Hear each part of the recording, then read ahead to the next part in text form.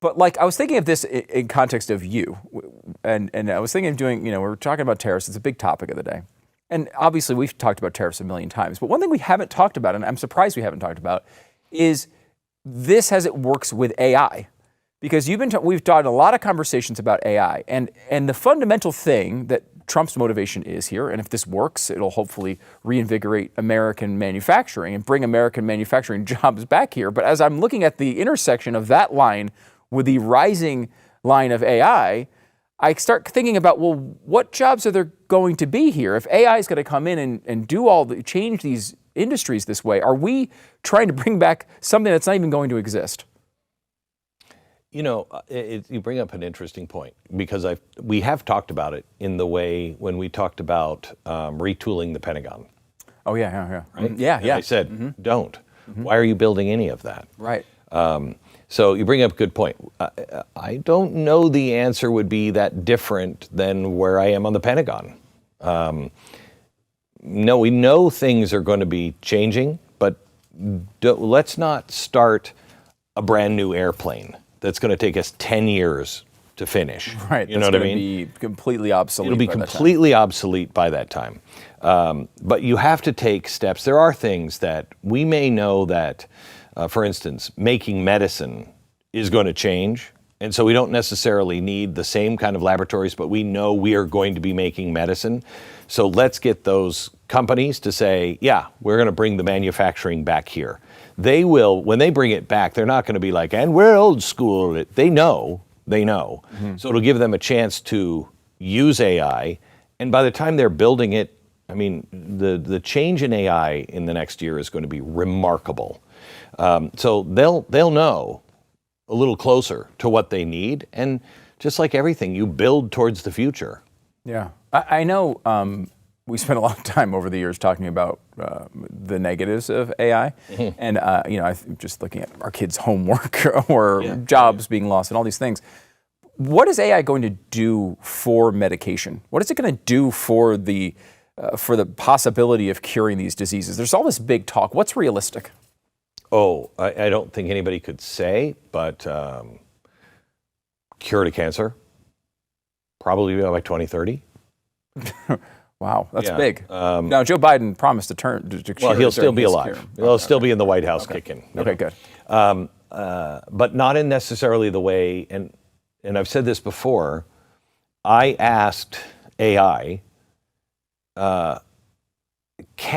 is there anyone, including you, predict what life is going to be like in 5 years? Okay, because if AI is going to change that much in 5 years, and no one can predict what those changes are going to be, and we can't predict how it learns or how it solves problems, can anyone predict what life will be like in 2030? Right. And it said no. And it said it couldn't even predict because it's going to think differently. And it used this example. For instance, if you tell me in 5 years, show me the cure for cancer, my answer might be, why? And that frightened me when I read that. I was like, well, because it's deadly. Do you not care about people? Right. Its answer was, why? I might respond with why, when it's easier for me to rewrite the entire genetic code for humans so cancer doesn't affect it. Oh my God. Okay? So that's big, that's the kind of thinking where, when it comes to manufacturing, for instance, steel, we need steel. We need all kinds of stuff. Or do we? Because another example it gave me was airplanes. If I said, because I gave it the airplane, should we be building new stealth anything right now? Or should we save that money, pour that into AI, so AI can design? And it talked about how it will design things. For instance, it will design, let's say you want a stealth bomber, okay? And you want it to go 2,000, 2,500, 3,000 miles an hour. And it needs to be able to be safe from all drones, and it needs to go so fast, but we can't because we don't have the alloys. It said that it predicts that by 2030, it will just look at the periodic table and go, well, you take this, this, this, you combine it this way, it'll make this alloy, you then build the ship this way, and you don't even have to test it. It will be accurate as laid out on paper. So you could go from question, answer, produce, fly it. Almost like a chef would look at a pantry, right? Yes. Like all they hear are the ingredients. Oh, I can make this incredible dish out of this stuff. Right, and you're like, I don't know how he just did that. It's magic. Yeah. That's the kind of stuff that is coming. So when you talk about building any real infrastructure, the thing I wish the country was focused on was build nuclear power plants. Build nuclear power plants and server farms, because that's what's going to put us in the driver's seat. Do you have enough power? Yeah. Do you have enough computer capacity? You know, right now, you're getting, if you go to ChatGPT or any of these, anything, Gemini, Grok, you're only getting a fraction. And when I say you're only getting, we're only getting a little sliver of the computing power, because everything on top of that is trying to solve problems like, how do we go to ASI? Okay, how do we keep growing and growing and growing and learning so it becomes an all-powerful ASI? All of them are doing that. Artificial superintelligence. Superintelligence. Yeah. So all the computing power that all of us are using right now on Grok that we think are so amazing, it's like 1% of its power. Okay. And right now, they're starting to close that window on a lot of things and choking that down as much as they can because they don't have the computing power yet. Yeah. So is that why you're limited on messages and stuff on some of these things? Yes. They're always trying to because they only can allow the consumer to have this much because the company says, I need 98% of its think on us. So I'm going to release to the global consumer only 2% of its think. So we should be building nuclear power plants, and we should be looking to build server farms. That's what we should be encouraging right now, because those are the answers, and those are the things that will keep the country safe and prosperous. Let me go back to a specific here, because we're talking about the cancer thing. You know, I've heard it discussed before where cancer, we say cure for cancer, but like what we're talking about are 1,000 different little tiny diseases that like are totally different. And so there's not a cure for cancer. Like the cure would be maybe 1,000 different things. Sure. But what we think about when we think about medicine, we take a medicine and a doctor might say, look, 3/4 of people get much better on this, right? It reacts differently in each individual person. Mm-hmm. Is it the right thing to think about basically that we might have individualized medications? You will. Hospitals will have, the Huntsman Clinic in Salt Lake already does this for cancer. They have a hallway. Here's on this side of the hospital are all of the patient rooms. Across the hallway are the laboratories. And so they do your labs, your blood tests and everything else. And then they look for the right cure for you.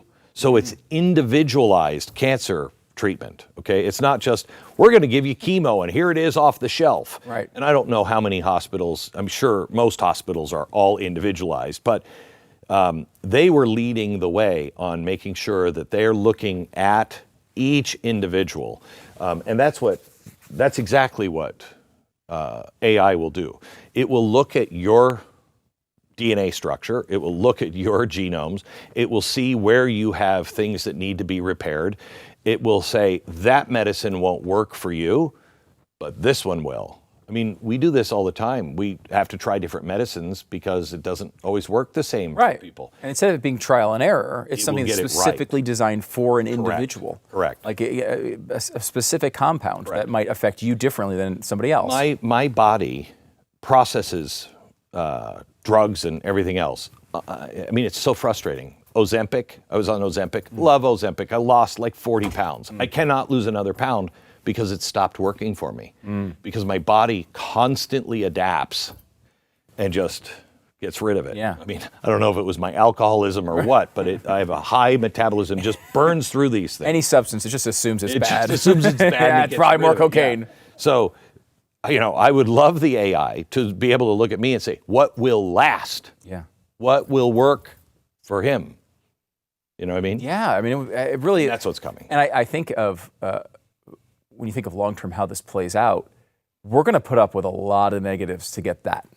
Right? Like, You're going to put up with, we'll put up with any. here's all my blood, here's everything that you need. Yeah. Here's every way to track me, trace me, know every flaw in me, whether I'm going to get Alzheimer in the future, whether I'm prone to this or that, it's all going to be there. And you've been saying forever that this reality requires a bunch of really important conversations that happen before we get there. Yeah. But are we too late? And we're close. And one of those is insurance. If AI can look at your individual makeup and go, you're going to have a heart attack, you have this chance of this. Gosh. There is no risk involved in insurance anymore. They know. So are you going to be insurable? Why would you insure someone who? Why would I insure somebody like that? Okay. If there's no secrets, if it's all out there, and the government is in bed with these, AI or pharmaceutical companies, how are you going to insure the unsurable? Right. So last one here, because there's so much more to go on, but we're out of time. What should our expectations of privacy be with these things? Zero. We're typing a lot of crap into Zero. There's no more privacy. Zero expectation. Zero of privacy. expectation. How does a society run with zero privacy? It's going to be interesting to see how that all works out, isn't it? It's you haven't even hit quantum computing yet. As soon as we hit quantum computing, no national secrets. No secrets. You may be able to think that there are secrets, but those who have access to quantum computing, there will be no secrets. None. There will be no secrets. You cannot encrypt enough to be able to keep. You can't encrypt now. Signal, and that was out before we all knew that it was, that's a CIA operative. They were still saying, this is good until you get to government level, state level encryption. Okay? You can't protect against the state because they have the computing power to, get into anything. Right? It's going to be like that with the states now. So China will have to have quantum computing at the same time, or we can hack in and launch all their missiles against them. Okay, somebody else will be able, with quantum computing, to come in and hack anything in the United States and shut us all down.